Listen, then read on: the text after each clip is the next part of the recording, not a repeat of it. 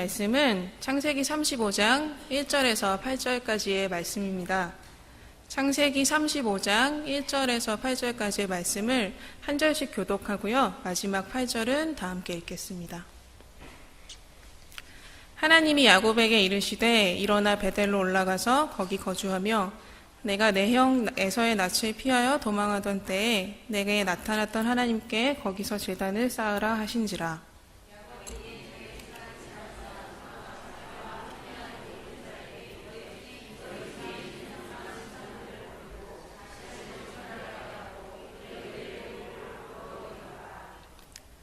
우리가 일어나 베델로 올라가자 내 환난 날에 내게 응답하시며 내가 가는 길에서 나와 함께 하신 하나님께 내가 거기서 제단을 쌓으려 하노라 하매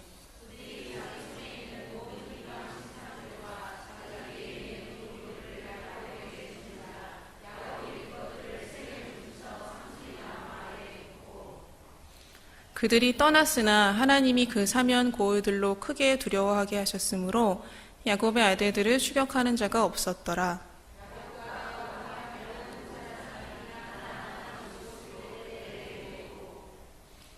그가 거기서 제단을 쌓고 그곳을 엘베델이라 불렀으니 이는 그의 형의 낯을 피할 때에 하나님이 거기서 그에게 나타나셨음이더라. 립가의 이모 두보라가 죽음에 그를 베델 아래에 있는 상수리 나무 밑에 장사하고 그 나무 이름을 알론 바굿이라 불렀더라. 아멘. 앞뒤 좌우를 한번 살펴보시겠습니까? 네, 지금 이 자리에는 다양한 세대가 함께 예배를 드리고 있습니다. 매주 오후마다 우리와 함께 예배를 드리는 어린이부 친구들도 있는데요. 제가 이름을 기억하는 친구들만 이야기하면 효인이가 있고 예승이, 예빈이 있나요? 세열이랑 은열이, 하원이, 연우는 지금 잠이 들었네요. 예, 이 시간 처음, 이음, 다음이라는 제목으로 5가지 이야기를 나누려고 하는데요. 하나님께서 이 시간을 통해 우리 모든 세대에 은혜 주시기를 바랍니다. 혹시 사람이 죽어가는 과정을 지켜본 경험이 있으신가요? 저는 딱 한 번 그런 경험이 있는데요. 저의 외할머니께서 돌아가시던 날 밤이었습니다. 이 설교를 준비하면서 올해가 저희 외할머니의 10주기가 되는 해라는 것을 알게 되었는데요.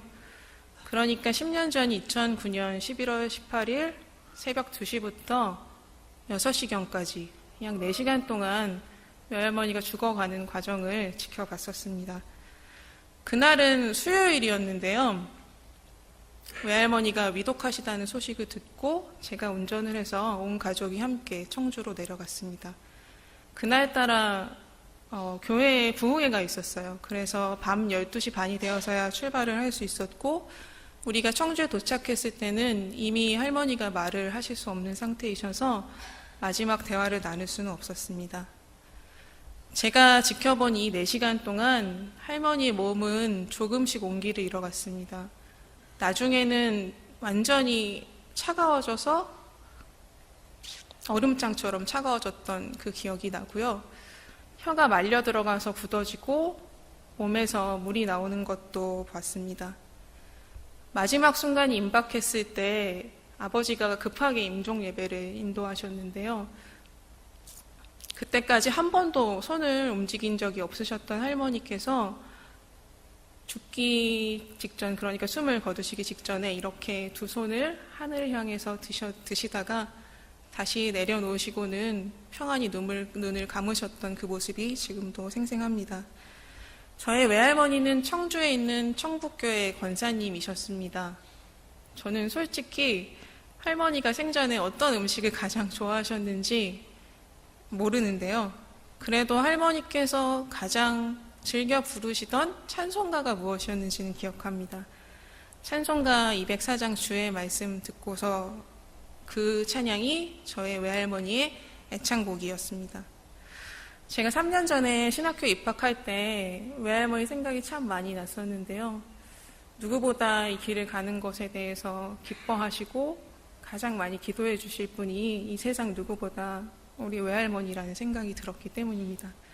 저희 친할머니께서도 만약에 살아계셨더라면 제가 이렇게 어린이부 전도사가 된 것을 아시고 많이 기뻐하셨을 것 같습니다. 저희 친할머니는 진주분이신데 어린이 전도협회 활동을 굉장히 열심히 하셔서 80세가 되기까지 교회학교 교사로 섬기셨었습니다. 지금은 두 분 다 돌아가시고 계시지 않지만 사람은 죽어도 믿음은 남아서 다음 세대인 저를 통해 이어가고 있음에 감사를 드리게 됩니다. 우리는 다음 세대라는 표현을 많이 사용하는데요. 혹시 이 다음 세대의 반대말을 무엇이라고 하면 좋을까요? 옛말에 옹고지신이라는 말이 있죠. 저는 옹고지신의 정신에 따라서 옛것에서 배울 것이 많다는 뜻으로 옛날 세대라고 한번 이름을 붙여보려다가 처음 이음 이 다음에 라임이 좋더라고요. 그래서 처음 세대라고 한번 이름을 정해봤습니다. 어차피 처음이 나중 되고 나중이 처음 되는 순환의 반복이겠지만 처음 세대라고 한번 이름을 불러보겠습니다. 우리가 오늘 읽은 창세기 35장에는 모두 3명의 죽음 이야기가 등장합니다. 우리가 읽은 본문에 리브가의 유모 드보라의 죽음이 나오고요. 35장 중반부로 가면 야곱의 아내인 라헬의 죽음이 나옵니다. 그리고 35장 후반부로 가면 야곱의 아버지인 이삭의 죽음이 나옵니다. 야곱의 입장에서 한번 생각을 해보시겠습니까? 야곱의 입장에서 생각해보면 이 35장은 그야말로 눈물이 마르지 않는 장이라고 할 수 있을 것 같습니다. 애도의 기간이 채 지나기 전에 아내가 죽고 아버지까지 잃게 되었으니까요. 오늘은 이 3명 중에서도 라헬이나 이삭이 아닌 상대적으로 덜 알려진 리브가의 유모 드보라에 대한 이야기를 중심으로 처음 세대 이야기를 나누고자 합니다. 솔직히 말씀드리면요, 저는 사사기에 나오는 드보라 말고 또 다른 드보라가 있는 줄 잘 몰랐습니다. 얼마 전에 성경을 읽는데 갑자기 이 리브가의 유모 드보라가 제 눈에 확 들어오는 거예요. 성경에 이런 사람이 있었나 싶은 생각이 들어서 한번 드보라라는 인물에 대해서 찾아봐야겠다 이런 마음이 들었습니다. 창세기 35장 8절의 말씀을 다시 한번 다 함께 읽어보겠습니다. 시작. 리브가의 이모 드보라가 죽음에 그를 베델 아래에 있는 상수리 나무 밑에 장사하고 그 나무 이름을 알론 바굿이라 불렀더라. 아멘. 혹시 성경이 있으신 분들은 이 말씀을 앞뒤 구절의 문맥과 비교해서 다시 한번 눈으로 보시기 바랍니다. 이 말씀은 앞뒤 구절의 문맥과 조금은 따로 노는 것 같은 느낌이 있습니다. 실제로 이 8절 말씀을 빼고 읽어도 이야기에 전혀 무리가 없습니다. 저는 도대체 왜 이 8절 말씀이 여기에 있는 건지 궁금한 마음이 들어서요. 이런저런 생각을 해보았는데요. 이 리브가의 유모 드보라는 이 드보라에 대해서는 성경에 딱 2구절만이 기록되어 있습니다. 지금 읽은 창세기 35장 8절 말씀과 창세기 24장 59절 말씀입니다. 그들이 그 누이 리브가와 그의 유모와 아브라함의 종과 그 동행자들을 보내며 이 2구절뿐이어서 리브가의 유모 드보라에 대해서 성경에서 많은 정보를 얻기는 어렵습니다. 대신 추측을 해볼 수 있겠죠. 제가 그래서 여러 가지 생각을 해봤는데요. 지금부터 어린이부 아이들로 돌아간 것처럼 상상력을 최대한 발휘해서 저의 이야기를 들어주시면 좋겠습니다. 먼저 성서학자들은 창세기 24장에서 리브가와 함께 이삭의 집으로 떠났던 바로 그 드보라가 왜 창세기 35장에서 리브가와 이삭의 집이 아닌 야곱의 집 사람들과 함께 등장한지에 대해 다양한 견해를 보이고 있는데요. 그 중에서 대표적인 2가지를 소개해드리려고 합니다. 첫 번째는 창세기 27장 45절 말씀에 그 단서가 있습니다. 함께 읽어볼까요? 시작. 내 형의 분노가 풀려 내가 자기에게 행한 것을 잊어버리거든 내가 곧 사람을 보내어 너를 거기서 불러오리라. 어찌 하루에 너희 둘을 이르랴. 이 말씀에 나온 대로 에서의 화가 어느 정도 풀렸을 때 리브가가 약속한 대로 야곱에게 보냈던 사람이 바로 드보라였을 것이라는 추측입니다. 두 번째는 리브가가 죽은 이후에 어머니를 그리워했던 야곱이 어머니 대신 어머니의 유부인 드보라를 데려왔을 것이라는 추측입니다. 둘 다 충분히 납득이 될 만한 견해인데요. 다만 이 드보라가 언제 왔는지에 대해서는 그 시기는 정확히 알 수 없습니다. 저는 창세기의 말씀을 읽으면서 이 리브가의 유모 드보라에 대한 세 가지 특징을 발견했습니다. 첫째로 드보라는 야곱에게 상당히 중요한 인물이었던 것 같습니다. 정신적인 지주였던 거죠. 어머니의 유모인이 할머니 같은 존재였을 수도 있고요. 실제로 야곱의 친할머니는 사라이잖아요. 그 사라는 야곱이 태어나기 전에 죽었습니다. 하지만 드보라는 아마도 야곱을 갓난아기 때부터 보았을 것입니다. 장자권이 없는 둘째로 태어나서 콤플렉스 덩어리였을지도 모르는 야곱에게 드보라 할머니는 무조건적인 사랑을 경험하게 해준 그런 사람이었을지도 모릅니다. 어쩌면 야곱의 어린 아이들도 드보라를 할머니 하면서 드보라한테 달려가서 드보라의 품에 안겼을지도 모르겠습니다. 성경을 보면 이때는 아직 베냐민이 태어나기 전이니까요. 요셉이 막내의 손주였을 것 같은데요. 드보라 할머니가 요셉을 얼마나 예뻐했을지 상상이 되시나요? 네, 두 번째로 드보라는 역사의 산 증인이었습니다. 기본적으로 장수의 복을 누린 사람이었죠. 그런데 그냥 오래 살기만 한 것이 아니라 거류민으로서 많은 곳을 이동하며 나그네의 삶을 살았던 사람입니다. 그만큼 인생의 경험이 풍부했다는 뜻일 텐데요. 자라나는 다음 세대들에게 해줄 이야기가 아마도 아주 많았을 것입니다. 리브가가 이삭과 결혼하기 위해 집을 떠나올 때 드보라도 함께 길을 나섰습니다. 아까 읽었던 창세기 24장 59절에 그 이야기가 나오는데요. 25장 8절에 가면 아브라함이 죽은 이야기가 나옵니다. 그러니까 또 상상력을 발휘해보면 이 드보라가 아브라함을 만나봤을 가능성도 있다는 얘기입니다. 최소한 이삭과 리브가의 결혼식에서는 만나보지 않았을까? 저는 이런 생각을 해보았고요. 집을 떠나온 리브가에게 드보라는 친정엄마 같고 이삭에게는 아마도 장모님 같은 존재가 아니었을까? 그런 생각을 해보았습니다.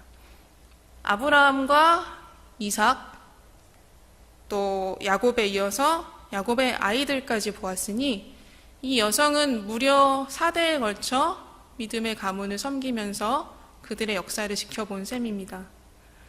야곱과 에서가 태어날 때는 리브가의 산후조리를 도맡았을 거고요. 이삭이 자기가 죽을까봐 두려워서 아내를 누이라고 속일 때는 많이 속상한 리브가의 마음을 달래주었을 것입니다. 큰아들 에서가 이방 여인을 아내로 삼아서 근심하고 있는 이삭과 리브가에게 다가가서 그 마음을 위로하면서 함께 기도해 주지 않았을까요? 야곱이 이삭을 속여서 축복을 받고 도망치듯 집을 떠나오던 그 순간에도 드보라가 있었습니다. 마지막으로 드보라의 죽음은 야곱의 집 사람들에게 너무나도 큰 슬픔을 안겨주었습니다.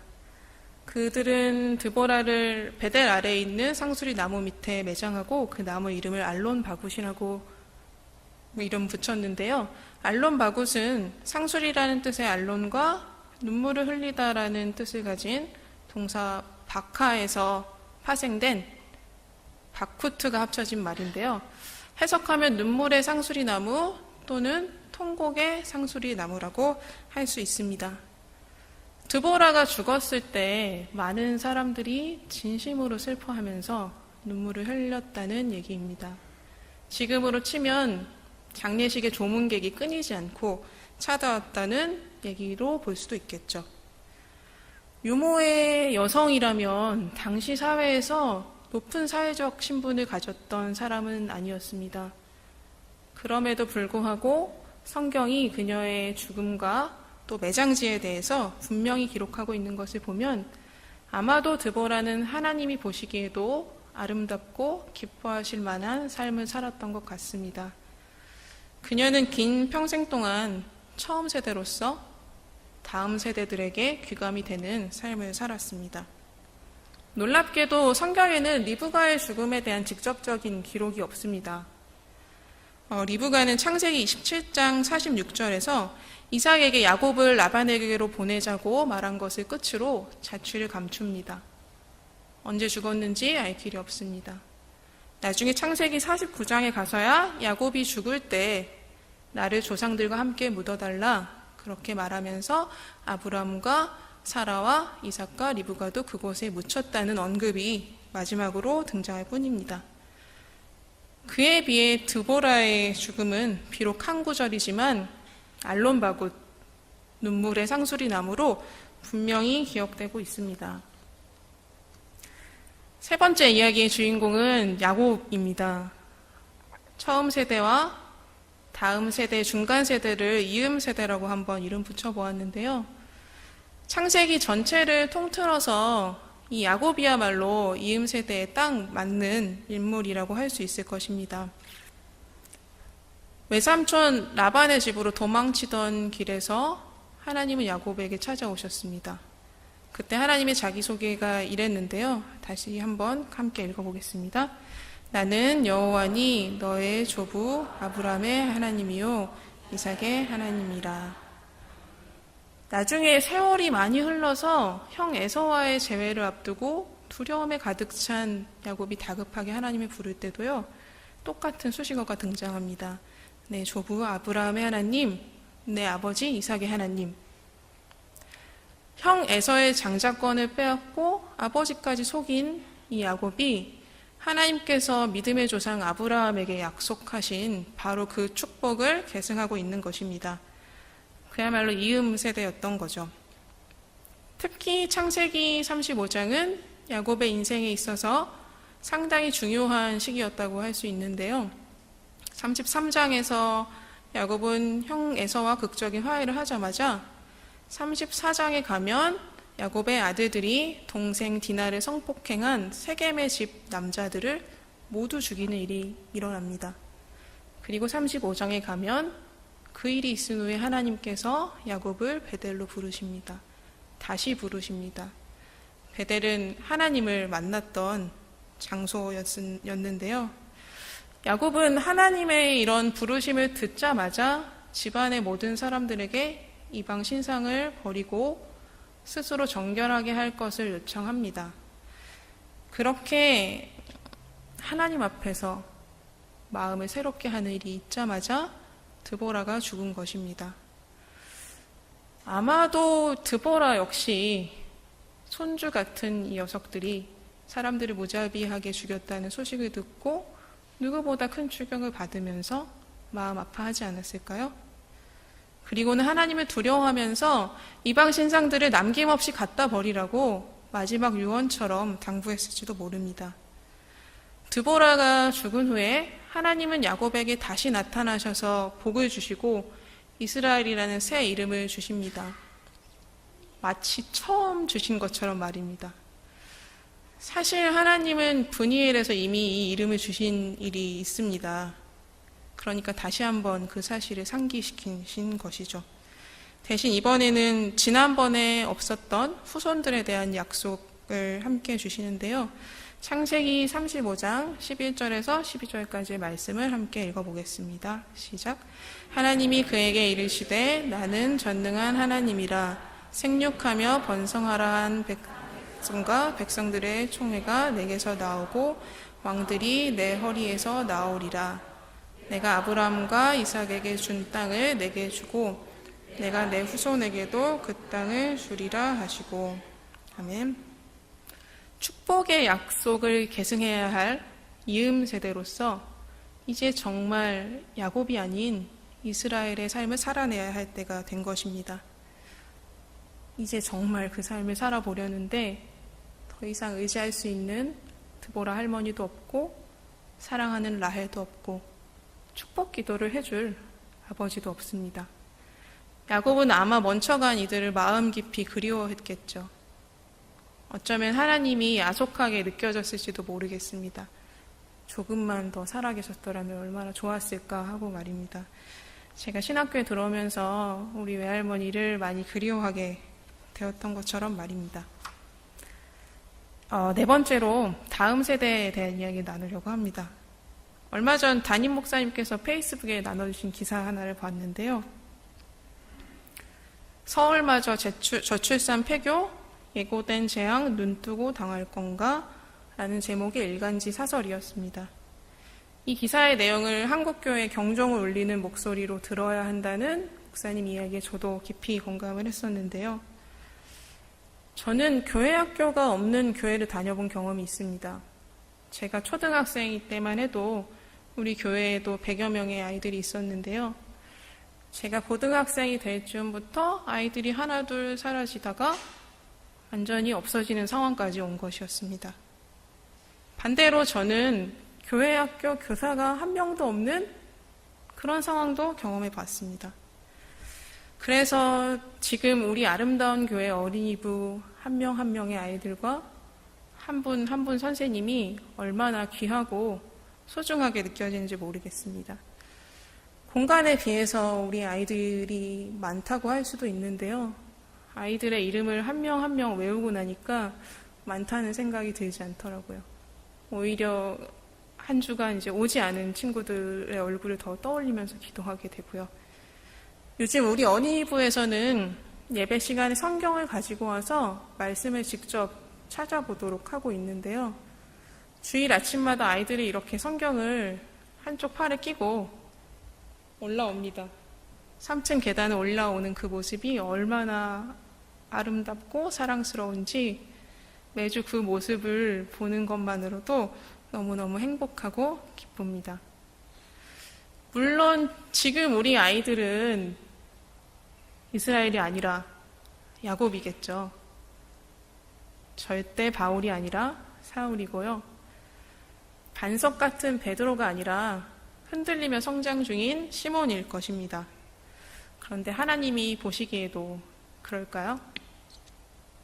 하나님께서는 언제나 지금 우리 현재의 불완전한 모습이 아니라 앞으로 아름답게 정금같이 단련되어질 그 미래의 모습을 바라보시면서 우리를 이끄십니다. 그래서 희망이 있습니다. 하나님께서는 절대로 우리를 포기하지 않으시며 그 하나님의 열심이 반드시 우리를 하나님이 쓰시기에 편한 도구로 만들어 내실 것이기 때문입니다. 그래서 저도 우리 아이들을 그런 시선으로 바라보려고 노력하고 있습니다. 우리 어린이부 친구들을 제외하고는 여기 계신 아름다운 교회 성도님들 모두 처음 세대나 이음 세대이실 것인데요. 한 가지 중요한 사실을 기억했으면 좋겠습니다. 우리가 매주 이렇게 예배를 드리고 하나님을 찬양하며 하나님을 말씀을 듣는 이 시간들, 그리고 매일의 삶 속에서 야곱의 옛 습성이 아닌 이스라엘의 새 이름으로 살아내고자 애쓰며 분투하는 그 시간을 통해 우리의 다음 세대들이 자라납니다. 그 가운데서 세상이 감당치 못할 믿음의 사람들이 반드시 나오게 될 것입니다. 한 가지 더 기억했으면 하는 사실은요. 마침내 이스라엘이 된 야곱도 자녀들에게 좋은 영향만 끼친 아버지는 아니었다는 사실입니다. 야곱의 아들들이 요셉에게 어떻게 했나요? 동생을 죽이려다가 팔아넘겼죠. 야곱은 자녀들의 신앙교육에 완전히 실패한 사람이었다고 해도 아무 할 말이 없을 것입니다. 우리는 연약한 인간이고 때때로 우리의 다음 세대들에게 본이 되지 못하는 모습을 보이게 될 수도 있습니다. 그렇지만 너무 염려하지는 마시기 바랍니다. 하나님께서는 바로 그런 우리를 통해서 믿음의 축복이 흘러가게 하십니다. 이스라엘의 12지파가 야곱의 허리로부터 나왔다는 사실을 기억하시기 바랍니다. 마지막으로 야누스라는 사람을 소개하려고 하는데요. 이 사진은 체코 프라하의 구시가지 광장에 있는 야누스의 동상입니다. 야누스는 우리에게 잘 알려진 마틴 루터보다 훨씬 앞선 사람이었고 체코의 종교개혁가였는데요. 이 동상은 그의 사망 500주년을 기념해서 세워진 것입니다. 1915년에 세워졌고요. 야누스 당시에는 성만찬을 할 때 평신도들에게는 포도주가 주어지지 않았습니다. 빵만 나누어졌고요. 포도주는 성직자들에게만 허락된 것이었습니다. 그래서 이 야누스는 성직자들뿐 아니라 평신도들에게도 성경의 말씀대로 빵과 포도주를 함께 나누어야 한다는 이른바 이종성찬을 주장하다가 1415년에 산채로 화형을 당했습니다. 이 동상의 아래쪽을 보면요, 서로를 사랑하라, 모든 이들 앞에서 진실을 부정하지 말라라는 의미의 체코어 문구가 새겨져 있습니다. 이 야누스 덕분에 우리가 오늘날 성찬식을 할 때 예수님의 살뿐 아니라 예수님의 피도 함께 기념하게 되었다고 해도 과언이 아닙니다. 이 야누스의 개혁 정신을 이어온 후스파 교회는 지금도 포도주 잔을 상징적인 문양으로 사용하고 있습니다. 그의 죽음을 잊지 않고 있는 것이지요. 저는 딱 하루를 프라하에 머물렀는데요. 그날 저녁에 정말 우연히 한 교회에서 사람들이 모임을 마치고 나오는 모습을 보게 되었습니다. 알고 보니 목회자 교육이 있었더라고요. 그 중에 한 명과 신학생이었는데 한 명과 대화를 나눌 기회가 있었습니다. 저는 제가 한국에서 온 신학생이라는 것을 소개하고 책에서 야누스에 대해서 봤는데 더 궁금하고 싶어서 왔다. 체코를 유럽의 종교개혁 시작점이라고 할 수도 있을 것 같은데 지금은 어떻냐라고 질문을 했습니다. 그랬더니 알렉시라는 이 친구는 이렇게 대답을 했어요. 사람들은 다 하나님을 믿는 것 같지만 다른 무언가를 믿고 있다. 그렇게 말을 하더라고요. 한국교회가 체코교회를 위해서 어떻게 기도하면 좋겠냐? 그렇게 물었더니 체코교회의 하나됨을 위해서 기도해 달라고 말했습니다. 체코와 체코의 교회를 진심으로 걱정하는 이 친구를 보면서 저는 오히려 희망을 느낄 수 있었습니다. 야누스가 처음 세대로서 불을 지폈다면 이음 세대인 후스파 교회가 그의 개혁 정신을 잊지 않고 수백 년 동안 이어왔기 때문에 지금의 다음 세대들이 또 다른 다음 세대들을 위해 씨앗을 뿌리고 있는 것 같다는 생각이 들었기 때문입니다. 지금까지 저는 저의 외할머니 죽음 이야기로부터 시작해서 처음 세대라고 할 수 있는 리브가의 유모 드보라, 축복을 계승한 이음 세대 야곱, 그리고 우리 교회의 미래인 다음 세대 아이들과 체코의 종교개혁자 얀 후스까지 모두 5가지 이야기를 나눴습니다. 성령 하나님께서 이 이야기들을 통해 우리 각자에게 필요한 깨달음과 은혜를 주시기 바랍니다. 하나님께서는 우리를 처음 세대로 또 이음 세대로 부르십니다. 우리를 드보라와 야곱 같은 다음 세대 신앙 전수의 주역으로 부르십니다. 하나님께서는 우리를 통해서 다음 세대가 끊이지 않고 이어지기를 원하십니다. 우리를 통해서 신앙의 유산이 흘러가기를 원하십니다. 내일부터 시작되는 고난주간 한 주간의 시간을 통해 이 부르심의 음성에 귀를 기울이시는 복된 성도님들이 다 되시기를 주님의 이름으로 축복합니다. 드보라의 하나님, 야곱의 하나님, 그리고 나의 하나님, 이 시간 우리의 다음 세대를 위해 기도합니다. 우리가 하나님을 만나고 하나님이 주시는 은혜를 경험하며 하나님을 찬양하고 감사하며 기뻐하는 것처럼 모든 상황 속에서 살아계신 하나님을 의지하고 신뢰하는 것처럼 우리의 다음 세대 또한 그렇게 살아계신 하나님을 만나기 원합니다. 우리 아름다운 교회 유치부, 어린이부, 청소년부, 청년부에 이르기까지 모든 다음 세대들을 위해서 기도합니다. 야곱에게 또한 우리에게 찾아와 만나주신 것처럼 그들 한 사람 한 사람을 만나주시옵소서. 다음 세대 부서를 섬기는 모든 선생님들과 이 자리에 있는 자녀를 둔 모든 부모님들을 위해서도 기도합니다. 우리가 먼저 예수 잘 믿어서 우리를 통해 아름다운 신앙의 유산이 흘러가도록 은혜를 주시옵소서. 이 모든 말씀 존귀하신 예수 그리스도의 이름으로 기도드립니다. 아멘.